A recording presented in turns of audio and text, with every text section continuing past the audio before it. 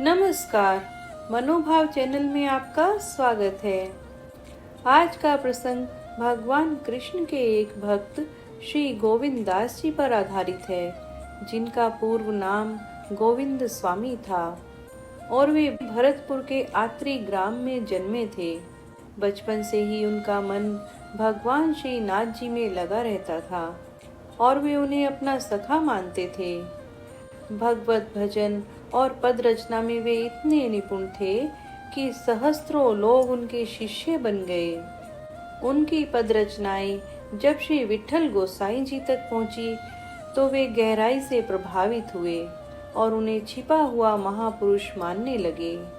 ठाकुर जी का माला व भोग प्रसाद गोसाई जी ने गोविंद स्वामी जी को भिजवाना शुरू किया। हालांकि वे तब तक कभी उनसे मिले नहीं थे। एक दिन गोविंद स्वामी जी की वृंदावन में गोसाई जी के एक सेवक से भेंट हुई, जहां गोविंद स्वामी ने पूछा, क्या लीलाओं के गायन से उनका साक्षात दर्शन हो सकता है? सेवक ने उन्हें गोसाई जी की शरण में जाने का मार्ग बताया। अगले दिन वे गोकुल पहुँचे, जहाँ गोसाई जी ने उन्हें देखकर आत्मीयता से पुकारा, मानो पहले से ही परिचय हो। उसी दिन उन्हें विधिवत दीक्षा मिली और उनका नाम पड़ गया गोविंद दास। उन्होंने गोकुल महावन को ही अपना निवास बना लिया और गोसाई जी की कृपा से उन्हें श्रीनाथ जी की लीलाओं के साक्षात दर्शन होने लगे। वे नित्य टीले पर जाकर सुंदर पद गाते, जहाँ ठाकुर जी स्वयं प्रकट होकर उनके संग गान करते।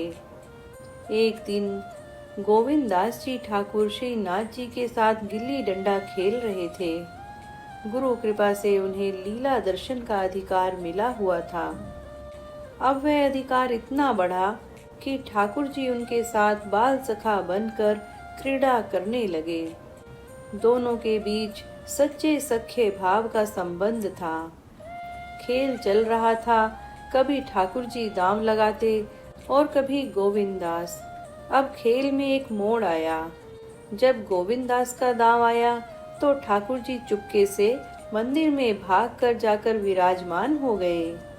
यह देखकर गोविंद सखा क्रोधित हो गए और कहने लगे, बिना दांव दिए ही भाग गए। उन्होंने क्रोध में गिल्ली ठाकुर जी की ओर फेंकी। ठाकुर जी तो मूरत के रूप में विराजमान थे, पर पुजारी ने समय रहते ही गिल्ली रोक ली। पुजारी को यह लीला समझ में नहीं आई।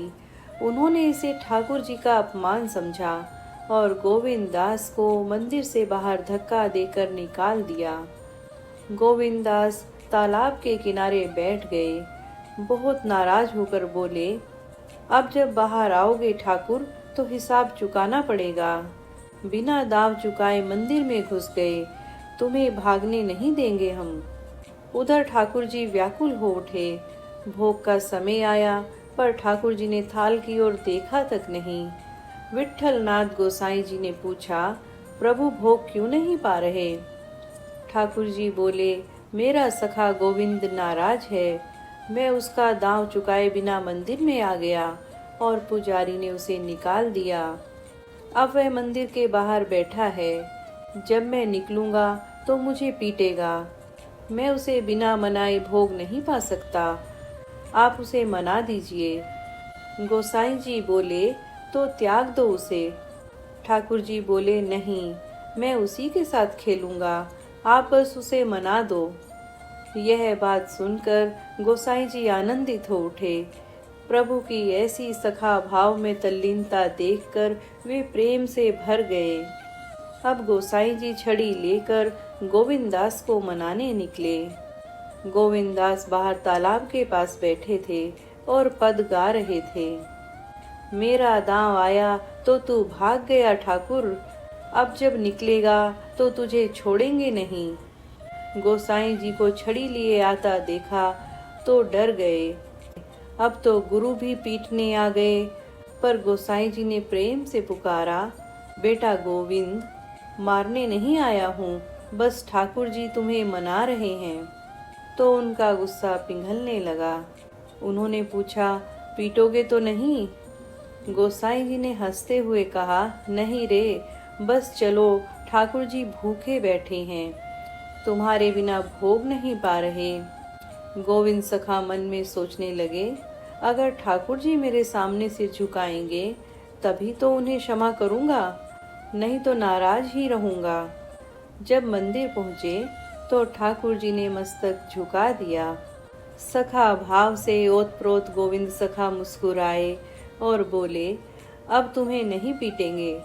यह सुनकर ठाकुर जी ने प्रसाद पाया और गोविंद सखा को संतोष मिला और लीला प्रेम के सबसे सुंदर रूप में पूर्ण हुई। तो ऐसे हैं ब्रज के ठाकुर। ठाकुर जी केवल प्रेम देखते हैं। जब वे अपने सखा के संग होते हैं तो भगवान नहीं, एक बाल सखा बन जाते हैं। तो प्रेम से कहिए, जय श्री कृष्ण।